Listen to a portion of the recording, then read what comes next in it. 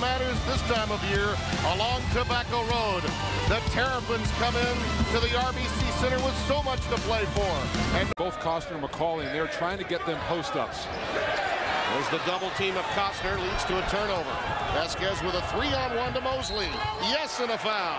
You see the dig in on the post right there. Bowie getting the little knockaway. And Vasquez is making much better decisions this year. And Mosley, you talked about the strength that he has. The look away right there, Fells, it gave him enough. He has been very, very active here early in the first 4 minutes. Vasquez, a runner. Right back. Conferences, Mike, you have to hope that there aren't any upsets in the mid-major conference tournaments. Dave Neal with a base. Tracy Smith, he has had a double-figure offensive rebounding game this year. Well, the youngster from the Motor City's got a good motor going as Vasquez gets the leaner in the lane.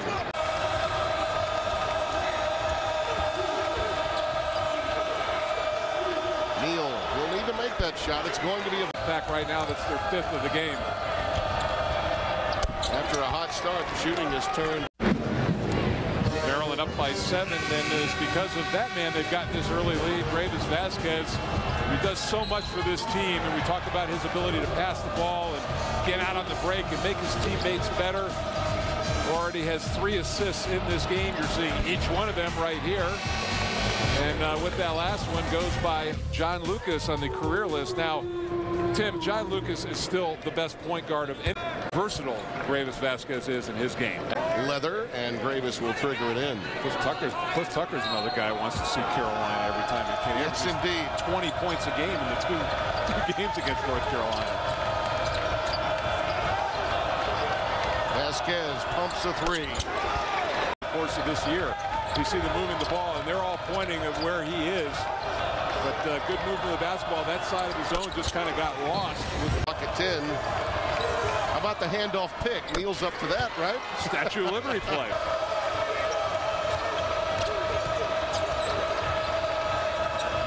Neal will take this one, and he drains it. I believe team to win a national championship, the 76 Hoosiers. Of course, Monty Tao from Indiana migrated to the ACC. That 74 team was certainly the principals that have led their teams collectively. Vasquez outside for Maryland, and certainly Tracy Smith inside sits on the pine as we open the second half. He did a nice job on the boards. 5 rebounds in the first half, but only 1 basket for the Wolfpack. Well, one of the things Sidney Lowe is doing, Mike, and I applaud him for it, he's kept his team's head up with all these lineup changes. Count it, and he'll get to the free throw line as Vasquez is fouled. One of the things he's done, I think, is looked ahead as the program and said, you know what, we're going to coach for this season and for next. There's a little screen, and then with that 2-man game, it looked like Costner got lost. I don't know if there was supposed to be a switch on that play.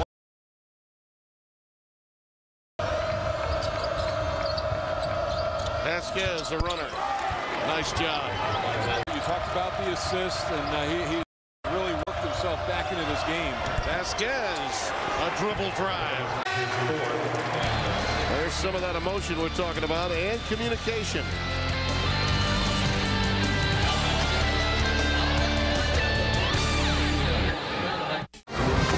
There again is the vivacious Venezuelan Greivis Vasquez, who's carried his team, Mike, as you mentioned. 21 points for him, the rest of the team with 24. And one thing that Gary Williams has learned, though, is you've got to give him some rope to work with during the course of the game. You have to let him go a little bit and let him do some things that he might turn the ball over, he might try a hard pass or something like that. But that's part of his makeup, that he's always working, always trying things. And, you know, sometimes he can, you know, get to you a little bit because he'll try to make a tough pass instead of an easy pass. And that's Greivis. But at the same time, you want him on the floor when it comes time to win games. And he will be on the floor when it's time to win this one. Let's go over to Jen Hildreth. Jen? Yeah, that was certainly a focus for him, Tim. You know, it ate him up, that foul trouble, and then when he fouled out eventually of that Duke game in the last contest, that he couldn't be out there to help his team. And I'm telling you, watching him tonight, he has been very focused. He said it's a mental thing for me as far as fouling out goes. I've got to stay concentrated and stay focused, and so far so good. They let him make some plays along with his scoring. 7 straight games now in double figures for Smith. Tucker, look. Vasquez, a nice move. How sweet was that? Little taste of what Nolan Smith got in that Duke game. Vasquez plays the Nalan song. 28 for Greivis. Maryland leads it by 3, and Mike, let's take a look at our Avis try-harder plays of the game, and Greivis has had many of them. And really getting a lot of work done in the paint. He's done it off the drive, the nice curl off the offense, the little floaters right in front of the rim. He hasn't picked up any offensive fouls. The stumble and the step through on that play, and then this bomb to retake the lead.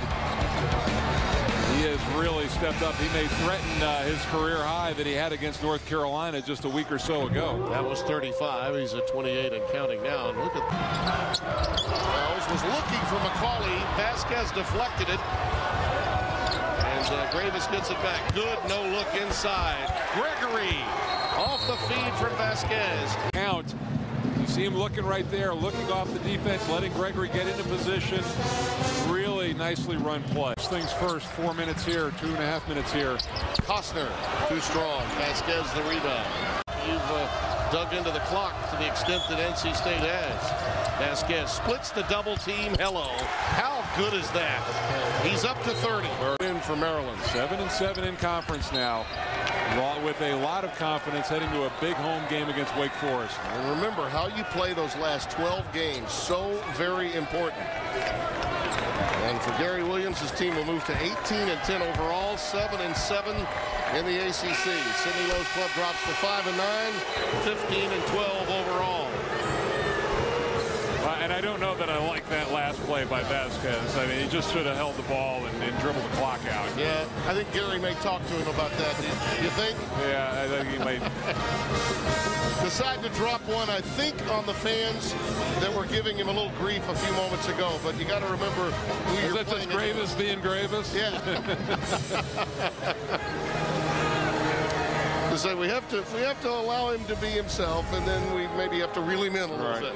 There you see the update when Wake takes on Clemson. Let's go over to Jen Hildreth, who's got Gary Williams. All right, well, Coach Williams giving a little bit of a high five to Greivis Vasquez, as we might expect. Another great game from Greivis, but Greivis, he was the guy tonight that got us playing. Forget the points. I won't forget the points, but he made us play. He made us play. He wouldn't let us give up. He was great.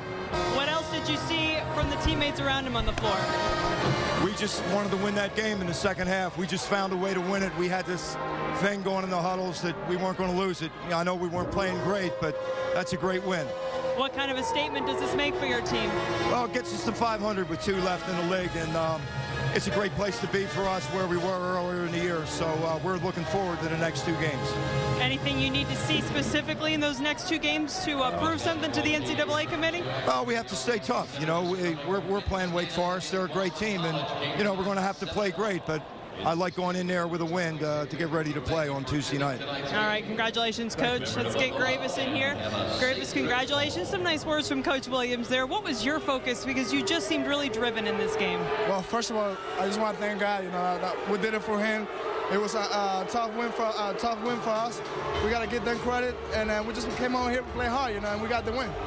When you hear this going on around us, does it fuel your fire a little? It's fun. It's fun. I got the win. I'm gonna go out happy, and I'm just happy. You know, I'm happy for my team. I'm happy for my coach, and you know, I just want to get ready for Wake Forest next week. All right, I'll ask you the same question I asked your coach. What did this team prove tonight? What do you still need to prove? We proved that we can play against anybody, any time of the day. So we're going to go to our house and play hard against Wake Forest and hopefully get the win. What makes the difference when you say you can play with anybody? What ends up being that X factor? Toughness. We're so tough. You know, we're on the side. We will still play hard and we get rebounds and we run the court. We're just so tough. We're tough. Can you pick another MVP from one of your teammates who impressed you tonight? Cliff Dunker. You know, he's playing well. Dino Gregory playing well. Our bench is doing good, so I'm happy for them. All right, congratulations, Greivis. There you go, Timmy. He called it. Cliff Tucker, the guy you were talking about. Yeah, it was a very big play at an important time in the game, Mike. It was. And the thing about Vasquez, and look, you reap what you sow. There may be those that have problems with that last shot taken, but you know what? You always get answers. He gives answers on the floor and off. You know, he sees the sport, sees himself in black and white. Well, and he takes accountability with his teammates and really drives them. It's clear that from what Gary Williams had to say that there was more about the intangibles with Vasquez tonight that really drove this team. And it did. A very impressive win, Tim. It was a game that both teams were desperate for, and for Maryland to come on the road in these conditions, really, really impressive to me. He speaks in absolutes, and his game is absolutely marvelous. 33 tonight. He was tremendous. A lot more post-game activities coming up. We're going to recap the weekend that was, and we'll talk about this matchup and what it means for the future. Stay tuned.